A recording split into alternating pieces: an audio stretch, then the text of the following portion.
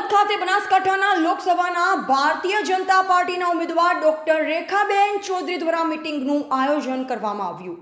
આજરોજ સુરત ખાતે બનાસકાંઠાના ભારતીય જનતા પાર્ટીના ઉમેદવાર ડોક્ટર રેખાબેન ચૌધરી દ્વારા સમગ્ર સુરતમાં વસતા બનાસકાંઠા વાસીઓ આજે ડોક્ટર રેખાબેન ચૌધરીને જીતાડવામાં આવે તેમજ બનાસકાંઠામાં જે પણ પ્રશ્ન હશે તે તાત્કાલિક નિરાકરણ લાવવામાં આવશે તેમજ રેખાબેનના પતિ હિતેશભાઈ ચૌધરી આજરોજ સુરત ખાતે એક વિશાળ મીટિંગનું આયોજન કરવામાં આવ્યું હતું, જેમાં રેખાબેનની ભારતીય જનતા પાર્ટી દ્વારા ટિકિટ આપવામાં આવી છે। ભારતીય જનતા પાર્ટી એક શિક્ષિત પરિવારને ટિકિટ આપી છે તેમજ હિતેશભાઈ ચૌધરી દ્વારા બનાસ ડેરીને લઈ એક મોટું નિવેદન આપવામાં આવ્યું હતું, જેમાં બનાસ ડેરીના સંસ્થાપક ગલબાભાઈ દ્વારા બનાસ ડેરીને પોતાની જમીન વેચીને ડેરીની સ્થાપના કરવામાં આવી હતી।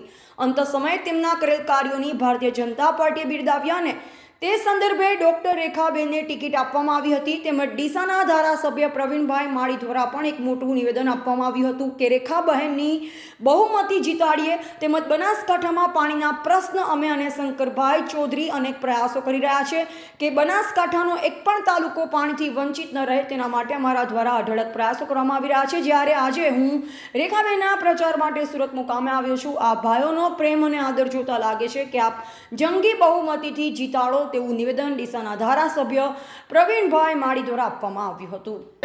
અમે આજે સૌને આમંત્રણ અને મળવા માટે આવ્યા છીએ કે બનાસના ઉમેદવાર શ્રીમતી રેખાબેનને સમર્થન આપવા માટેનું આજે સંમેલન થયું। સર્વ સમાજના લોકો જે બનાસના લોકો સુરતમાં રહે છે એમને મળવાનો અવસર થયો અને બધાની અંદર જે ઉત્સાહ જોતા લાગ્યો છે, સૌ કોઈ મતદાન કરવા માટે ભારતીય જનતા પાર્ટીને સમર્થન કરવા માટે થનગનાટ અનુભવી રહ્યા છે। બનાસકાંઠા જિલ્લામાં અનેક તાલુકા પાણીથી વંચિત છે, તેના માટે રેખાબેન દ્વારા શું કામગીરી કરવામાં જેટલા પણ કામો બાકી રહ્યા હશે ને પૂર્ણ કરવામાં આવશે અને દરેક તાલુકામાં નર્મદાના નીર આવે એનો પ્રયાસ રહેશે।